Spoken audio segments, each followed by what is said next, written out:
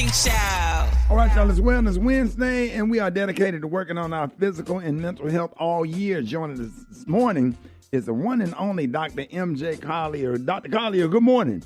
Good morning, Rickey, Smiley, Rock T, Special K, Gary with the T, Maria Moore, and the Brett. So, Rickey, thank you once again for the opportunity to bring healthcare information to the listeners of the Rickey Smiley Morning Show.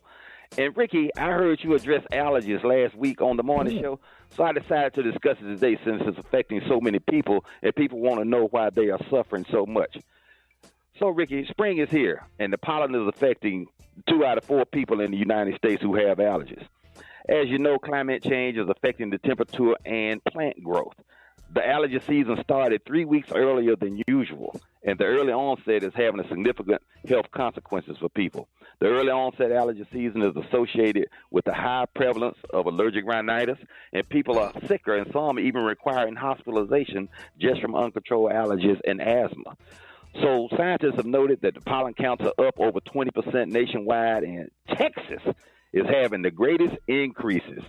So you're right there in the midst of the debacle. So warmer temperatures are increasing the carbon dioxide levels in the atmosphere, and this results in growing larger plants. They produce more pollen, and they produce pollen over longer periods. So, Rickey, when I first started practicing, the allergy season was only 6 to 8 weeks long. The order was tree pollens in the spring, then grass pollens in the summer, and finally ragweed in the late summer, fall. Now, the allergy season is one long season. So symptoms include nasal congestion and runny nose, so people may assume they have a cold. But if you also have itchy eyes, itchy nose, itchy ears, and a lot of people are complaining about itchy ears and a scratchy throat where you're having to do that to scratch your throat, then you're having a histamine reaction triggered by pollen or other allergens. So patients also complain also of excess mucus, postnasal drip with cough, wheezing, and shortness of breath. All of it. What if you never had allergy symptoms before? You say, this never happened to me. This is especially common, particularly if you move to a different area or if you have a family history of asthma, eczema, or other allergies. So how do you control the symptoms, Rickey? And this is what I heard you talking about. The first step, of course, is to reduce exposure. Keep the windows of your home or car closed. Keep pollen out of your home. If you go outside, remove your clothes before entering your bedroom. If you can, shower immediately, if possible, to rinse pollen off or at least wash your face. Use a saline nasal douche to flush pollen out of your nose and nasal passages, and use non-sedating antihistamines such as Allegra, Claritin, Zylol, or Zyrtec. Use nasal sprays like Flonase, Nasacort, or Nasonex, and eye drops such as Pantidate. All of these are over-the-counter now. And if you have itchy eyes, that Pantidate, one drop gives you instant relief. So very important. But if you have a history of allergies, you need to start taking these medications now and keep taking them throughout the allergy season. Because once you are sensitized and you have uncontrolled symptoms, it's much more difficult to get and keep the symptoms controlled. So we want to make sure that if you know that allergies bother you, start taking those medications. Take them every day. Don't just take them when you are having an exacerbation of your symptoms. And then that will help you control your allergies. I know that I've been suffering. I know that Brad has been suffering. And I know you've been suffering too. So this is a big problem. I used that nasal spray that you prescribed for me about 5 years ago. I had some left. Do I need? Oh, you can't use that. It's expired. It helped. We might need to get a new. You probably be keeping it in the dashboard of your '98 Cadillac too. Right.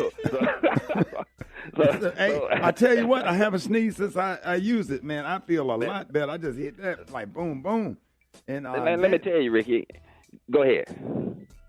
No. What were you about to say? I was going to say nasal sprays are one of the most effective methodologies, and I wasn't a big proponent of nasal sprays until I used them, and I saw how effective they were at relieving the symptoms. So a lot of people, say, well, I don't want to use a spray in my nose. Believe me, that will relieve your symptoms more than the pills, but oftentimes you have to use the pills and the nasal spray to keep it under control.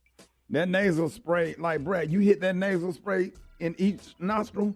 Yeah. The sneezing, the watery eyes, like all of it, everything left. Let's go to the phones. You're on with Dr. Collier. Good morning.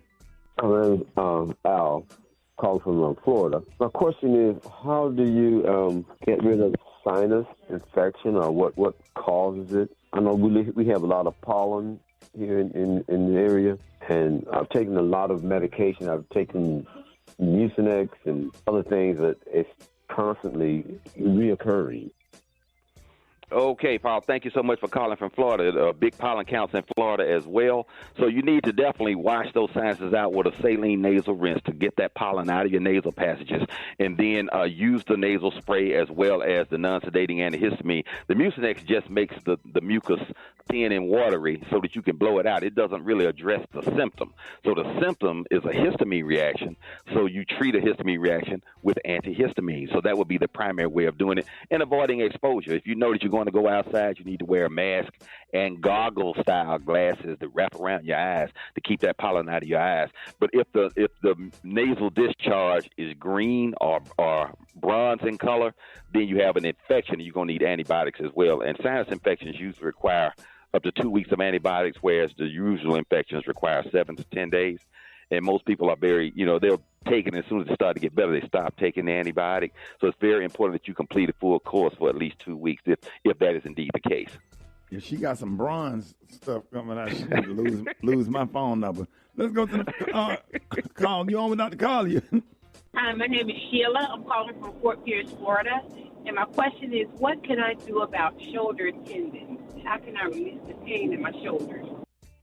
Okay, range of motion exercises, Tai Chi or yoga will help relax those shoulder muscles.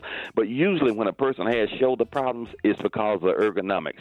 Either you're bending over looking at a computer screen in an awkward manner, or you keeping your head down looking at your cell phone.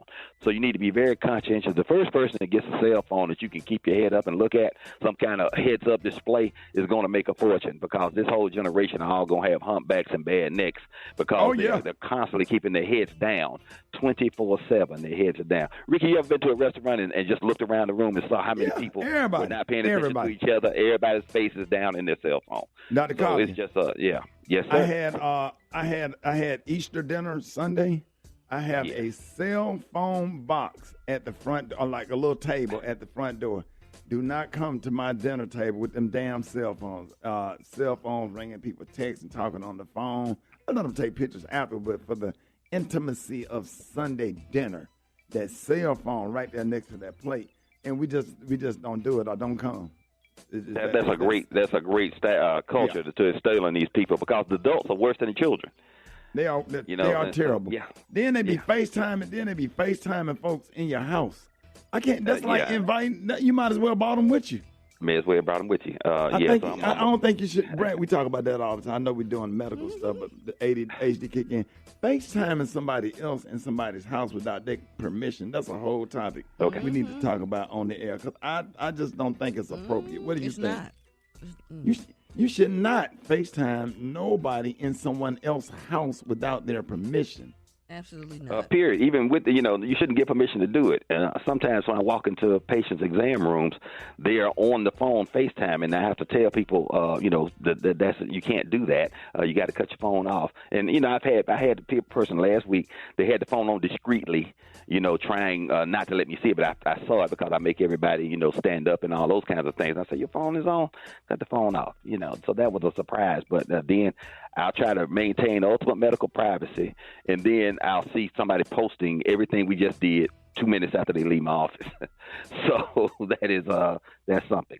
They be doing. So, Rick, go ahead. These are the opinions of Dr. M.J. Collier, not those of Rickey Smiley, the Rickey Smiley Morning Show cast, or its production crew.